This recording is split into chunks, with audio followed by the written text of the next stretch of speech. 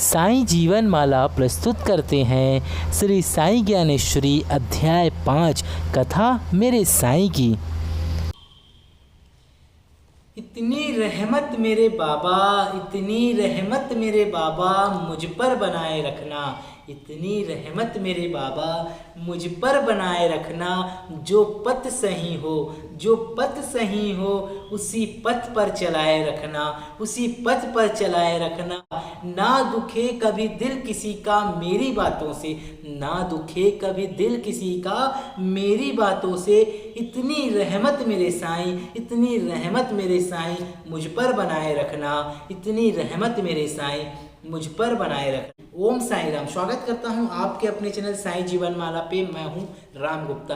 तो प्रतिदिन की भांति साईं ज्ञानेश्वरी के अध्याय 5 की पावन गाथा आज हम आप लोगों के लिए लेकर आए हैं। यह महाकथा शिरडी के साईं बाबा सेवा आश्रम, करगी रोड, कोटा, जिला बिलासपुर, छत्तीसगढ़ में साईनाथ महाराज का हूबहू शिरडी धाम, जो कि 1972 से स्थापित है, के संचालक व परम प्रियमानस शिष्य साईं बाबा के श्री कैलाश चंद्र गुप्ता जी के आदेशानुसार साईं के द्वारका में यह महाकथा बाबा को सुनाया जा रहा है। संसार में आई इस महामारी को दूर करने के लिए तो एक प्रणाम उनको भी जाता है और आप सभी को जाता है। बाबा सभी पे अपनी अपार कृपा करें और संसार में फैली इस महामारी से सभी को मुक्त कर बाबा सब पे अपनी अपार कृपा बनाए रखे। तो चलिए शुरुआत करते हैं श्री साईं ज्ञानेश्वरी के अध्याय 5 का। पंचम अध्याय भगवत प्राप्ति है। भगवत प्राप्ति का अभिप्राय है आत्मा में परम तत्व का अनुभव, आत्म साक्षात्कार करना। यह असीम भगवत प्राप्ति का फल है। इसे इस कृपा या ईश्वर का प्रसाद हम कह सकते हैं। ईश्वर की दिव्यता की एक झलक का दीदार होना ही भगवत प्राप्ति है और यह सर्व ब्रह्म ज्ञानी सद्गुरु ही कर सकते हैं। जी हाँ दोस्तों, अगर आपको ईश्वर की एक झलक भी नजर आती है तो आप भगवत प्राप्ति के अधिकारी हैं। श्री साईं हरि भाव संवाद। यहाँ ईश्वर की भक्ति में पूर्णतः अनुरक्त भक्त ध्यान की अवस्था में विट्ठल के दर्शन करता है। सद्गुरु अपने भक्त की निष्ठा पूर्वक भक्ति से प्रसन्न होते हैं और उसे ईश्वर का दीदार कराने में सहायता करते हैं। मेघा का भी संवाद सुन लेते हैं। यहाँ भक्त सद्गुरु को भगवान शिव मानता है और उनकी नियमित विधि पूर्वक पूजा अर्चना करता है। भक्त को कितना ही श्रम क्यों न करना पड़े, कठिनाइयों के आंधी तूफान क्यों न झेलना पड़े, परंतु वह भक्ति की लौ को कभी मंद नहीं पड़ने देता।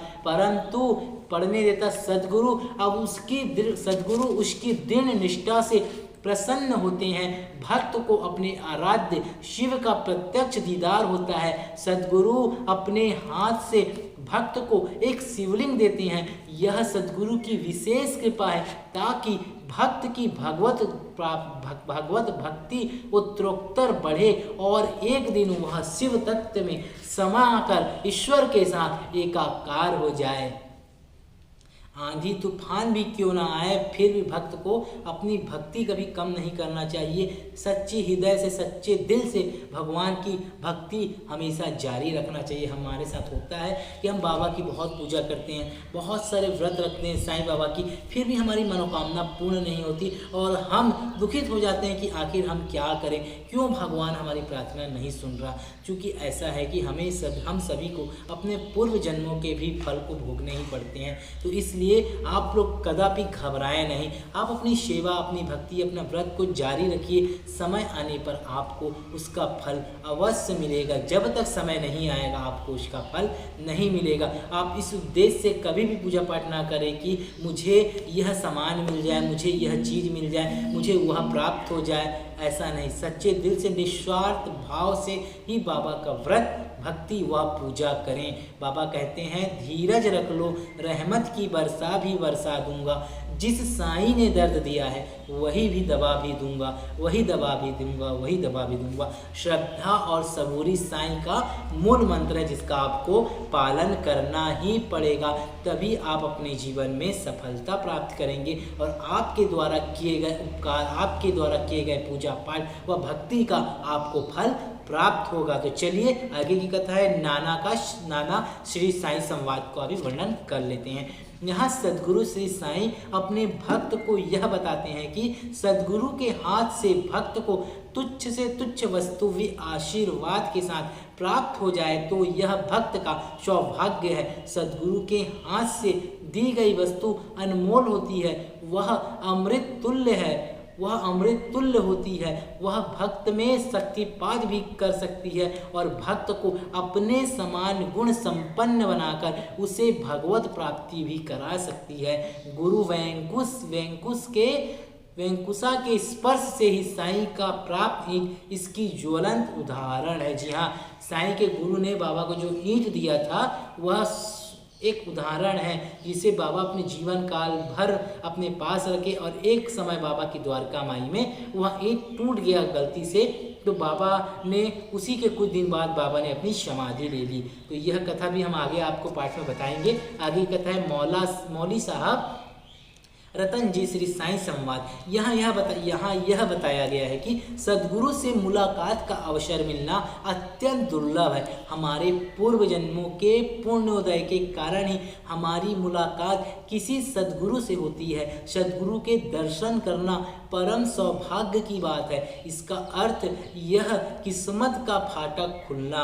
यहाँ भक्त सदगुरु के चरणों में अपने को समर्पित कर देता है। उसकी यही समर्पण भावना उसके लिए भगवत प्राप्ति में सहायक बनती है। यहाँ यह भी बताया गया है कि सदगुरु और ईश्वर के निमित्त आप कोई भी कार्य या व्यवहार करते हैं तो वह एक प्रकार से सदगुरु या ईश्वर की सेवा ही है। यह सेवा निष्फल नहीं जाती, भगवत प्राप्ति में सहायक बनती है। तो आप सभी पूजा पाठ करते हैं तो आपकी पूजा, आपकी सेवा, आपकी भक्ति व्यर्थ कभी भी नहीं जाएगी। अगर आप किसी को 1 रुपये का भी दान करते हैं तो उसका 10 गुना आपको रिटर्न मिलेगा। आज नहीं तो कल नहीं, आने वाले 5 साल बाद, 10 साल बाद, 2 साल बाद, लेकिन मिलेगा। ये साक्षात अनुभव मेरा खुद का है, ये साक्षात प्रमाण है। इसलिए हृदय से पूजा कीजिए, भक्ति से पूजा कीजिए और बिना किसी लोभ लालच के पूजा करें, बिना किसी स्वार्थ के पूजा करें,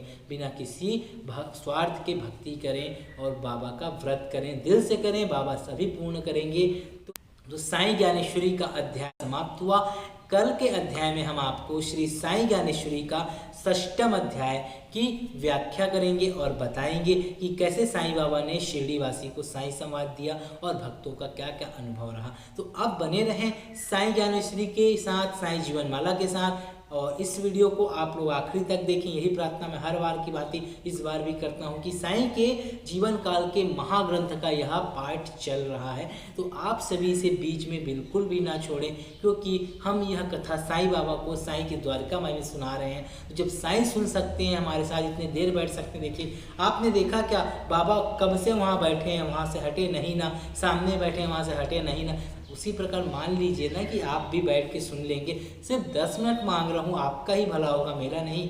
आपके ऊपर ही कृपा होगी। देख लीजिएगा, एक दिन आप मेरी बातों को मनन करेंगे, याद रखेंगे, आपका ही भला होगा। आपके ऊपर ही बाबा की कृपा होगी और आपके ही सारे कष्टों को साईनाथ महाराज दूर करेंगे। बने रहें। ओम साई राम। अगर इस वीडियो ने आपके दिल को छुआ हो तो इस चैनल को सब्सक्राइब करें, बेल आइकन को ऑन कर लें और लाइक करें। कमेंट करके जरूर बताएं कि आप सभी को यह वीडियो कैसा लगा। धन्यवाद।